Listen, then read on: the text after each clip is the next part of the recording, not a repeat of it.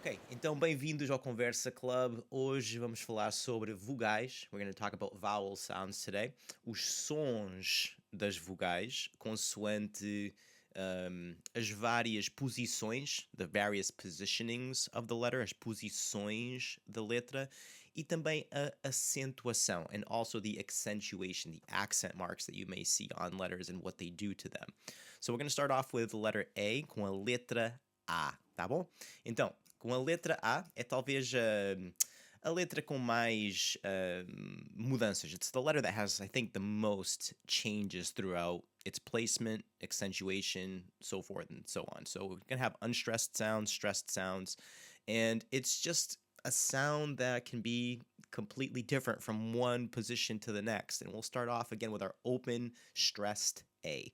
And you may see this just as the A by itself, or the A with the accent going from bottom left to top right. So the first word that we see there is the word for tree, and you'll hear this open A sound at the beginning, árvore, árvore, okay, árvore. Look at this very árvore, right? So it's the word for tree again, árvore. And we have other letters in there, but I only want to focus on the A sounds in this particular video. So first one there, árvore, nice and open sound. Even notice my mouth as I pronounce it, árvore, right? Árvore. Then we have our classic casa, casa. And casa has two A's in there, right? But that first A sounds very different than the second A. So casa, casa. Now that first A is our open, stressed, open A. Stressed because it's in the second to last syllable. The word has two syllables, casa. The general rule is the penultimate, the second to last syllable, in this case the ka, is the accentuated syllable. It's the stressed syllable, so it doesn't need an accent mark to tell us to open up there. That last A is our unstressed A. That we'll look at that in just a little bit. So casa, casa, a casa, casa. The same thing with the next one. Cama, cama, cama. Now you may be wondering, well, the is slightly different, but it's still an open sound. It's the S after it in casa, and cama is forcing us to just slightly change how that sound is going to be produced. So you have a combination of open and then the factors of the different consonants that may affect that vowel sound in that open stressed vowel sound there, that open syllable. So casa, cama, árvore. And then we're going to shift over to that last A in both casa and cama and talk about our unstressed, our reduced syllable. And this is very common for European Portuguese in particular when it's contrasted with Brazilian Portuguese, because this unstressed sound is entirely one of the reasons why Brazilians just sound different. They lean into this sound where we tend to, especially with E's at the end. But for A's, we're much more internalized. European Portuguese native speakers tend to internalize this sound a little bit. But let's hear here in the word, again, two A's in this one. I want you to focus on the first one, sapato. That's the word for shoe. Sapato. Okay, the pa part, that's the accentuated syllable because it's the second to last syllable. Doesn't need an accent mark on it because it's the second to last syllable. It's going to have that standard open A sound if that's the case. If it needs a different sound there, we're going to use a different accentuation mark to create that visual, like, hey, we need to change something here. But if there's nothing there, if there's no accentuation, you're going to go with the open A sound. So the first A, though, here is the one we really want to focus on. Sapato, sapato. Okay, so sapato, shoe. The first A is the one we're focusing on there. And we're going to hear that same at the end of boca, boca, boca, sapato, boca, unstressed A. So it's there, boca, right? You can hear but it's not this outward, really manifested it's kind of inward. It kind of softens that consonant as well. And that's kind of going to be the case for most of these unstressed vowels at the end. They tend to buffer and soften that consonant beforehand. But if there's something after it, naturally, in the scope of a sentence or an utterance, we don't simply just use singular words most of the time, right? There's a sequence. Whatever follows also matters. But right now we're just thinking about these words in isolation these sounds in isolation. We can later on look at what happens when you start to combine things together. So let's look at this one again. Boca, boca, sapato, boca. Okay, so that's the unstressed sounds there, but it's very inward, right? It's a bit more buffered and inward, and again, softening a bit just those consonants that come beforehand. And now we're going to get to probably one of the more difficult sounds in European Portuguese, and it's the sound in manhã. It's this nasally A sound, and it's produced in a variety of ways.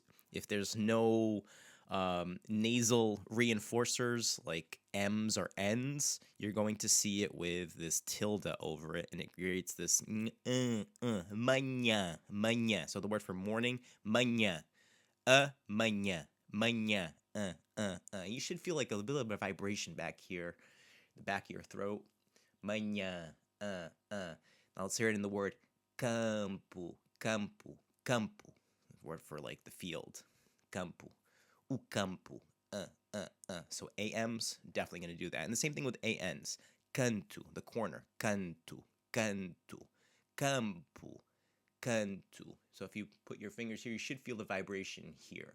Canto, campo, manhã, manhã. You actually have the in manhã, the first one, because it has an N after it, that NH especially. Manhã. You have two of the same sounds in that word. Manhã, campo, canto. The next one's also a bit of a nasally sound, but it's a bit more closed off. It's not this open. The first word is câmara, câmara, and it's with the stressed syllable there as well. Câmara. So it's the first syllable. Câmara, and that's telling us to close up that sound a little bit, and it happens to have an M, so it is a bit more of a nasally sound. And the same thing with âncora. So câmara is the word for the chamber, if you will, and also a camera. In European Portuguese, it tends to be for both. In Brazilian Portuguese, you may see camera, but nonetheless, that's a whole other thing there.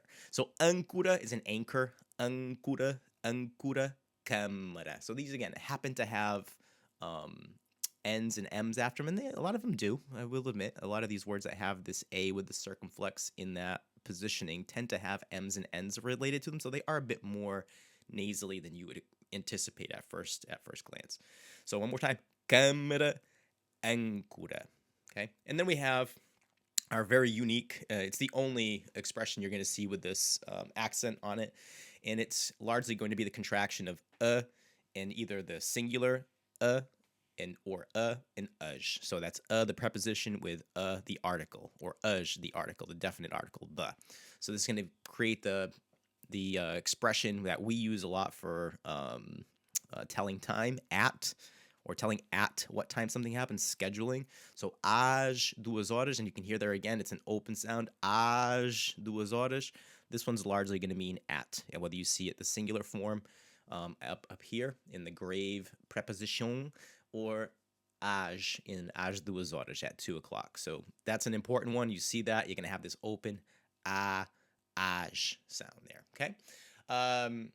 Acho que é tudo. That's going to be everything for this segment of the video. In the next video, we're going to be looking at the letter E, and we'll do a video for each one of the vowel sounds and progress into some consonants. But if you are interested in this document, I can definitely get this to you if it's something that would be helpful. You can check out conversaclub.com. Join us on Conversa Club, our platform, our learning platform, where you can check out the site for free for a couple of weeks, or just sign up for the free option and have access to our freebies.